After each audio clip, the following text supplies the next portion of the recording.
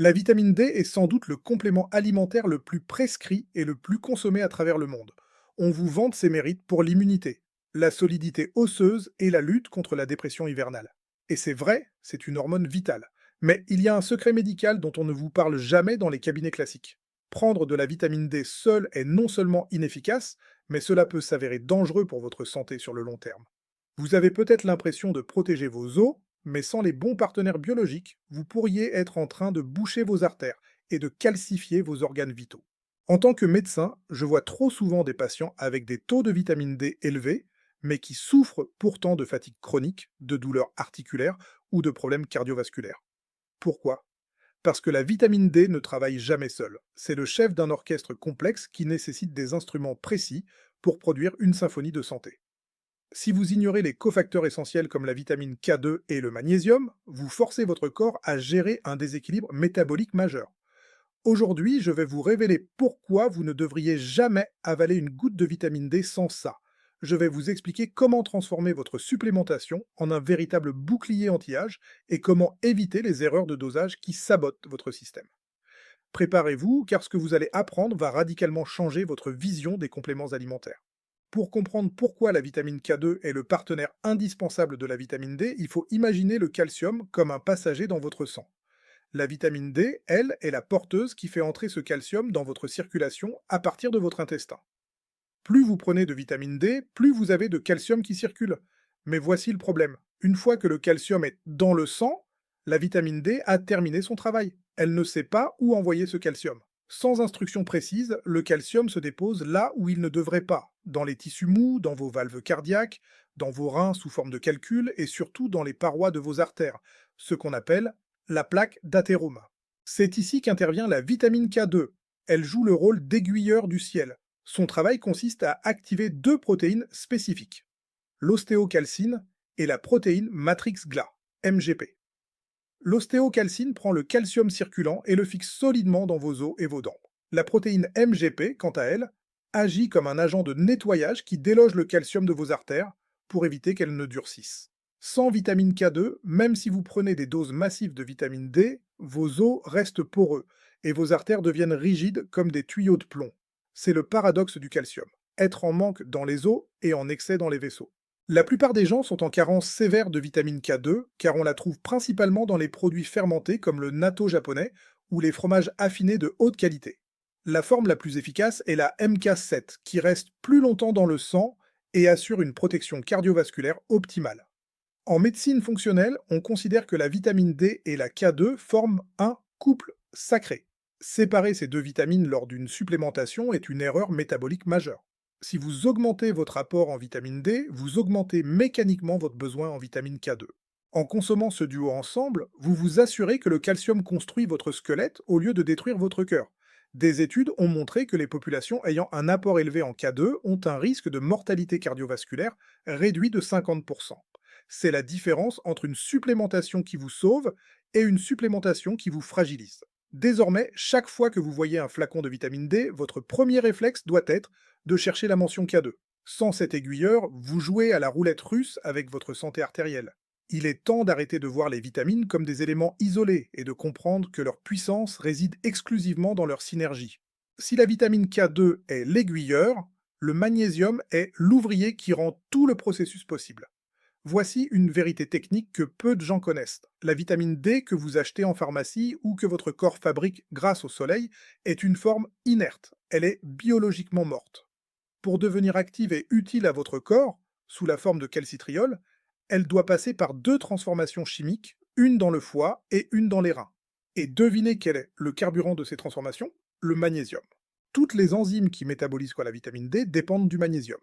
Si vous êtes en carence de magnésium, ce qui est le cas de 80% de la population moderne à cause du stress et de l'appauvrissement des sols, votre vitamine D va rester bloquée dans votre sang sans jamais être activée. Vous pouvez avoir des taux sanguins qui semblent corrects sur le papier, mais vos cellules, elles, sont en famine de vitamine D. Mais il y a pire. La vitamine D, pour être transportée et activée, consomme vos réserves de magnésium. Si vous prenez de fortes doses de vitamine D sans apporter de magnésium supplémentaire, vous allez épuiser vos stocks déjà fragiles de ce minéral. C'est pour cela que beaucoup de gens se plaignent d'effets secondaires étranges après avoir pris de la vitamine D, palpitations cardiaques, insomnie anxiété ou crampes musculaires. Ce ne sont pas des réactions à la vitamine D elle-même, ce sont les symptômes d'une carence en magnésium induite par le supplément. Votre corps essaie désespérément d'activer la vitamine D en puisant dans ses dernières réserves de magnésium, laissant votre système nerveux et votre cœur sans protection.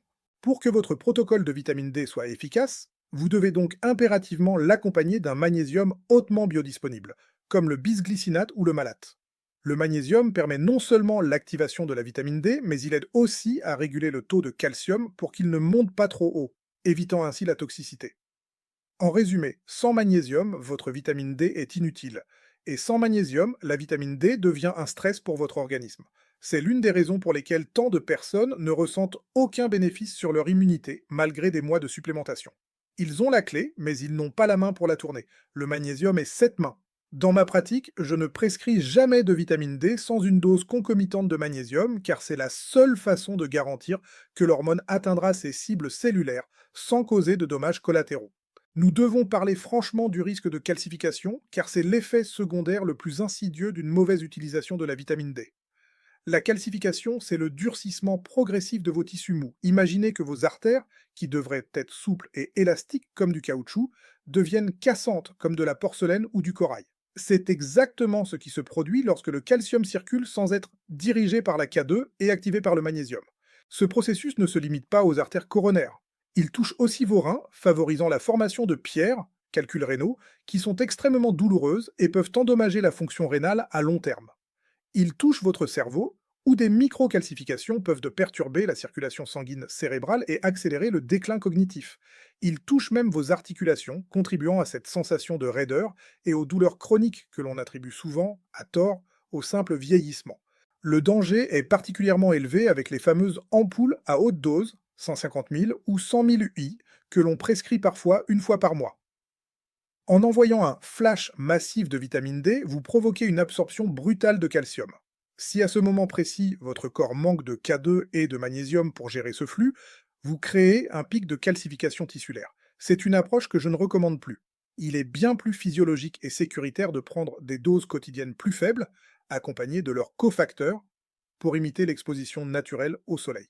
Le signe précurseur de cette calcification est souvent une augmentation de la tension artérielle. Pourquoi?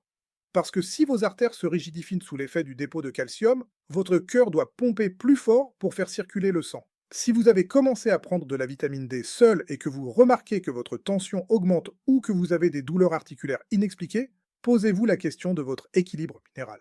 Pour protéger votre cœur, vous devez comprendre que la vitamine D augmente l'offre en calcium, mais que c'est l'équilibre K2 magnésium qui gère la demande et le stockage. Sans cette gestion, vous construisez une maison avec trop de ciment et pas assez de structures en acier. Tout finit par s'effondrer. La calcification est un processus silencieux qui prend des années, mais ses conséquences sont dramatiques. La bonne nouvelle, c'est qu'il est possible d'inverser en partie ces dépôts de calcium en rétablissant les bons taux de vitamine K2. Mais la prévention reste la meilleure arme. Ne soyez pas celui qui essaie de soigner ses os en détruisant ses artères. Apprenez à utiliser la biochimie à votre avantage plutôt que de la subir. Maintenant que vous avez compris l'importance des partenaires de la vitamine D, parlons de la manière concrète de la prendre. Car avaler une gélule ne garantit pas que les nutriments arrivent à destination. La vitamine D, comme les vitamines A, E et K, est ce qu'on appelle une vitamine liposoluble. Cela signifie qu'elle ne se dissout pas dans l'eau mais dans le gras. Si vous prenez votre supplément à jeun le matin avec un simple verre d'eau, vous gaspillez votre argent. L'absorption peut être réduite de 50 à 80%. Pour qu'elle franchisse la barrière intestinale, elle doit être accompagnée d'un corps gras. Je recommande toujours de prendre votre vitamine D au cours du repas le plus riche en graisse de la journée, idéalement avec des œufs, de l'avocat ou un filet d'huile d'olive. Concernant le dosage, il faut sortir de l'approche taille unique. La dose idéale dépend de votre poids, de votre couleur de peau, de votre exposition au soleil et de votre génétique. Cependant, pour la majorité des adultes, une dose d'entretien se situe entre 4000 et 5000 UI par jour. Mais attention, si vous suivez mon conseil et que vous la prenez avec de la vitamine K2, le ratio est crucial. La règle d'or est d'environ 45 à 50 microgrammes de K2, forme MK7, pour chaque 1000 UI de vitamine D. Ce ratio permet de saturer les protéines de transport et de garantir que le calcium est dirigé vers les os sans encombrer les artères. Le timing est aussi un facteur souvent ignoré. La vitamine D a une relation inverse avec la mélatonine, l'hormone du sommeil. En prendre le soir peut, chez certaines personnes sensibles, perturber les cycles de sommeil et bloquer la production naturelle de mélatonine. Le meilleur moment reste le petit déjeuner ou le déjeuner. C'est le signal biologique pour votre corps qu'il fait jour et que le métabolisme doit s'activer. Enfin, privilégiez les formes en gouttes huileuses plutôt que les comprimés secs ou les gélules de poudre.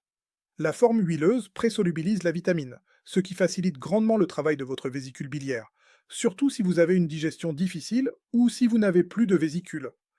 N'oubliez pas que la vitamine D est techniquement une hormone. On ne joue pas avec les hormones par approximation.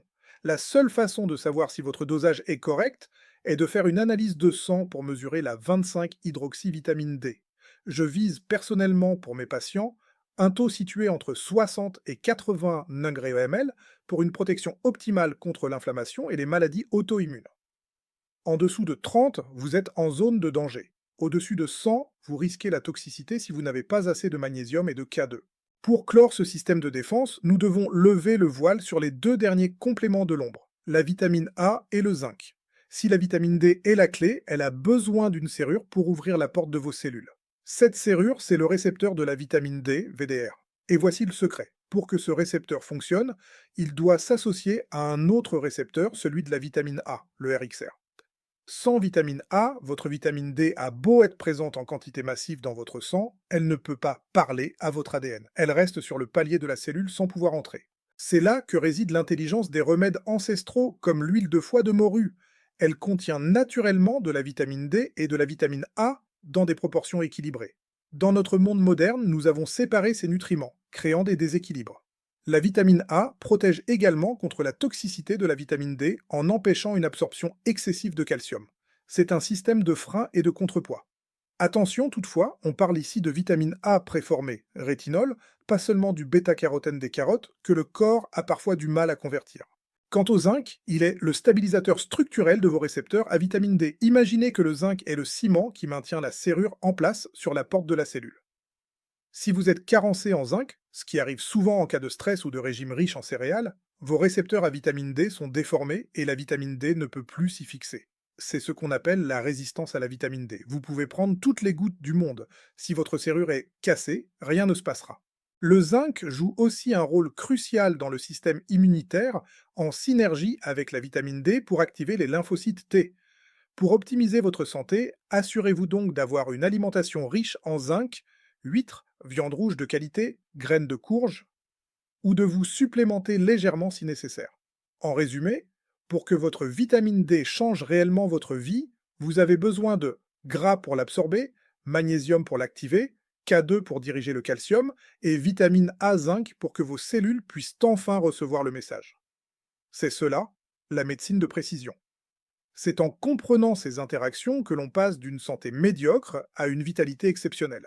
Prendre soin de sa santé ne devrait jamais se résumer à avaler une pilule par habitude. Comme vous l'avez vu aujourd'hui, la biologie est une question d'équilibre et de synergie. La vitamine D est un outil puissant, sans doute l'un des plus efficaces à notre disposition, mais elle exige d'être traitée avec respect et intelligence. Ne tombez plus dans le piège de la supplémentation isolée qui peut, à terme, durcir vos artères au lieu de renforcer votre immunité.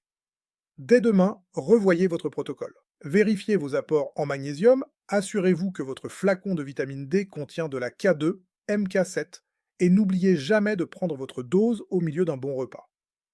Si vous suivez ces règles simples, vous ne vous contentez pas de corriger une carence, vous offrez à votre corps une véritable cure de jouvence cellulaire. Si cette vidéo vous a ouvert les yeux sur les dangers cachés d'une mauvaise supplémentation, partagez-la avec ceux que vous aimez. Trop de gens pensent bien faire alors qu'ils créent d'autres déséquilibres. Aidez-moi à diffuser cette information pour une santé plus consciente.